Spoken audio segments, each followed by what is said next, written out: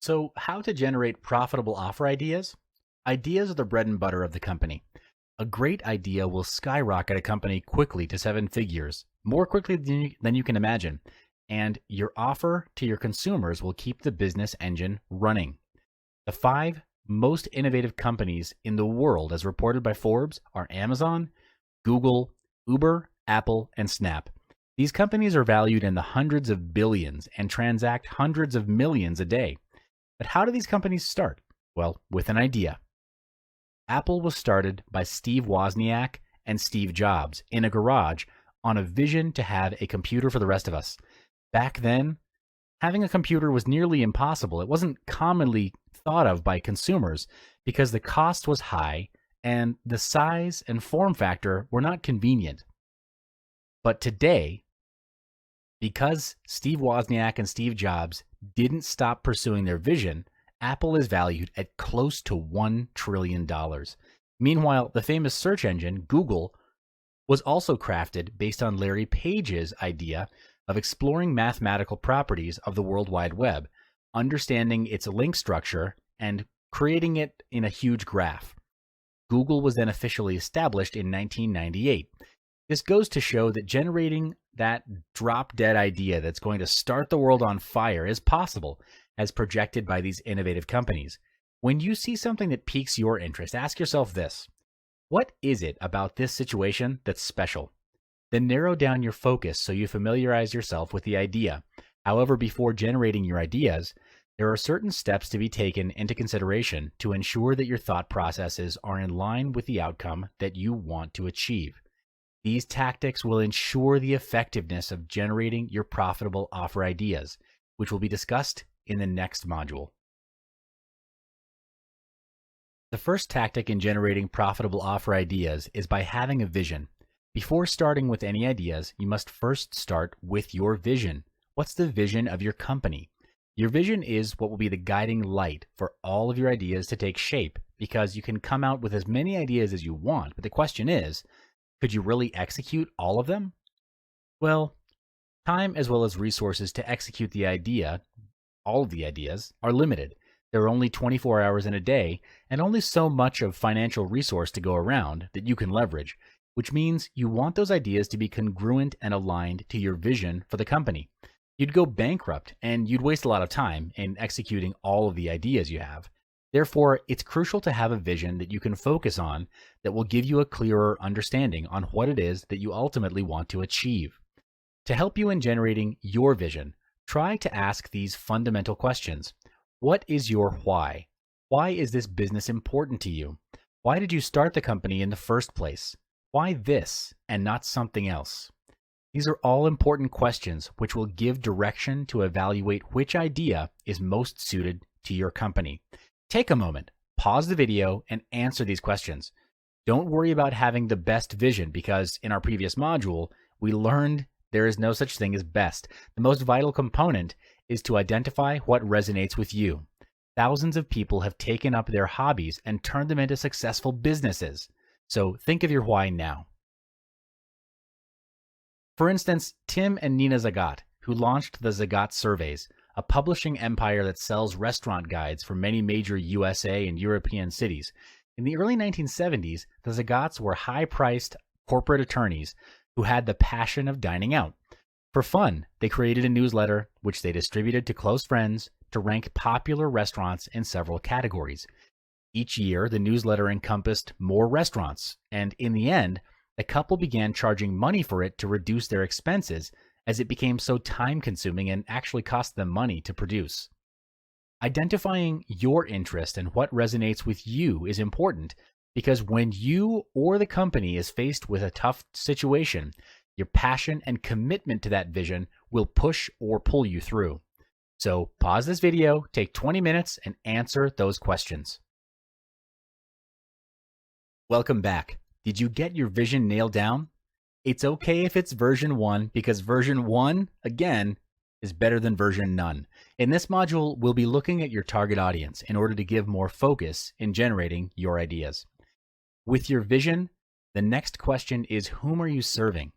This would be your target audience. If you don't know who you're serving, then you'll be serving everyone, who ultimately makes your company confused, and the allocation of your resources will not be effective or efficient. It only projects lack of focus. You need to know, who are they? Why them? What are their needs and wants? What problems are they facing? This is important because one of the ways you add value is, in most cases, solving problems. How well you solve your customers' problems is in direct relation to how much your target audience will pay. For example, if you're planning to operate a restaurant, focus on the theme of the restaurant. What type of food will you want to serve? And also the price range. This will set your standards as well as setting your niche, and inevitably pull the supposed audience in your favor. When you've gotten a clearer picture of your audience, next is to seek and establish relevance to them. How would your company, products, or services help to solve their problems? Write down as many ways as you can think of. Those ways are now your prototype of your company, products, and services. Your next task is to then test it out and seek for proof of concept. You do this by selecting the one product that would solve the biggest problem of your audience. Put it out into the market by doing research and asking your audience if they would buy it, and actually start selling it. Collect the money, and then you create the product. Yes, sell first, collect the money, and then create the product. Now, if you're thinking that that's tricking your customers, well, it isn't. There have been too many companies that create the product first and only then find the target market to sell to, which, I mean, to me, it's insane.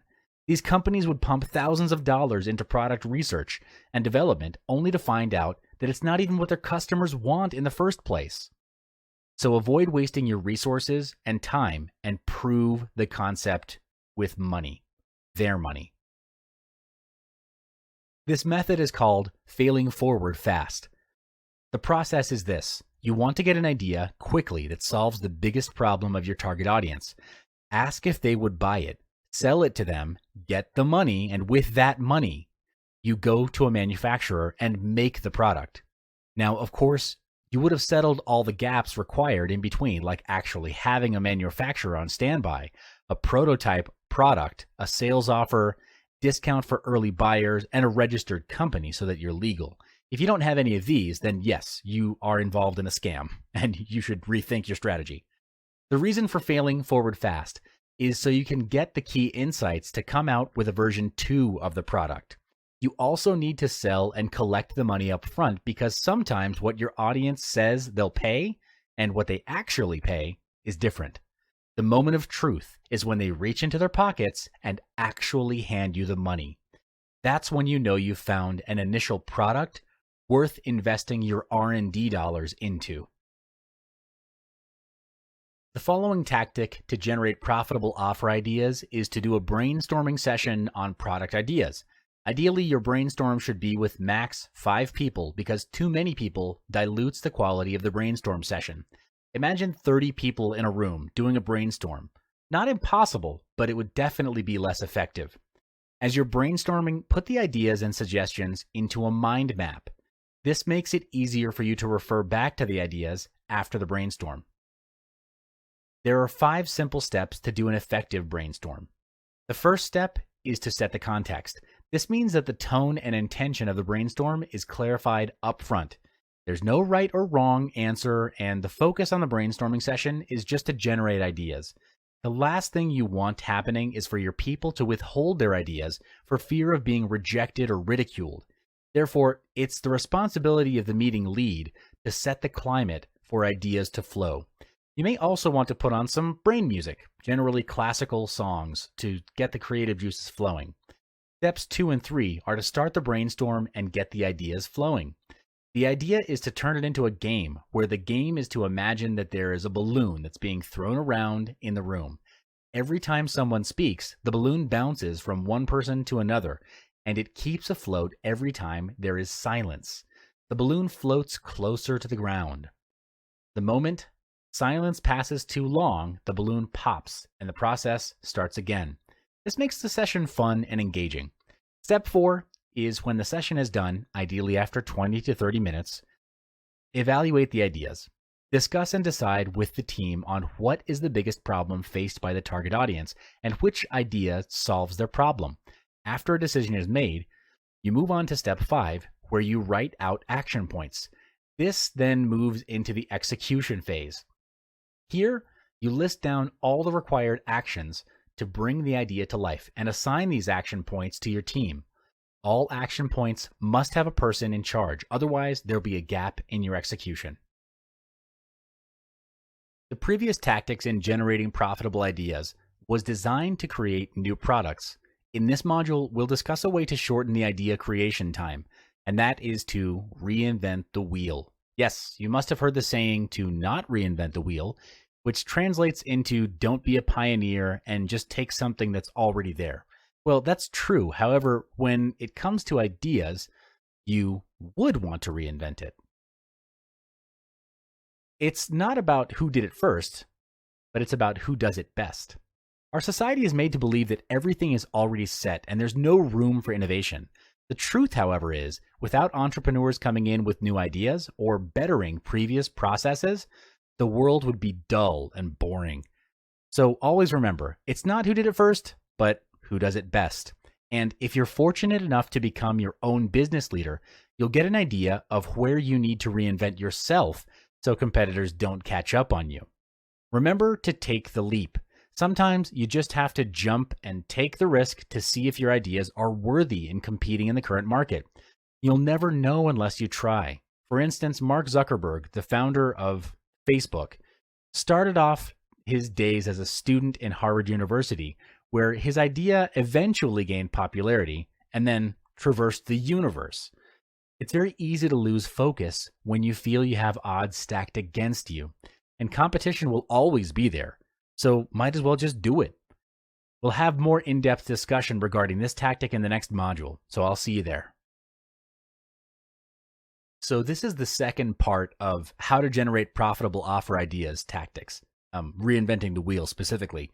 Reinventing in this context means taking an existing idea, stripping it down to its bare components, and then finding its key lever points and making it even better, even faster, and easier. The intention is to question the current ways of solving problems and getting things done. Just because it's always been done this way doesn't mean that this way is the best way. For example, the house rental market has been rather straightforward. You rent a house by entering into a contract with a landlord that decides the duration of rent and cost of rent with other terms and conditions. This has been going on for ages. Then you strip down all the components of this practice, which in this case is the landlord, tenant, rental, terms and conditions, contract, and home. You'll have the individual pieces that you then need to piece it together to create a new picture. So there would be questions like, what if the tenant was the landlord? What if rental was shorter and more affordable? What if I didn't need to book expensive hotels during my holiday? What if I could meet new people along the way? Breaking down these components is exactly what gave birth to Airbnb. If you don't know about it, Airbnb is an online marketplace where people can lease and rent short-term accommodations. This covers a wide range of vacation homes, apartments, homestays, hotels, and hostels. Today, Airbnb is valued at $31 billion. Just amazing.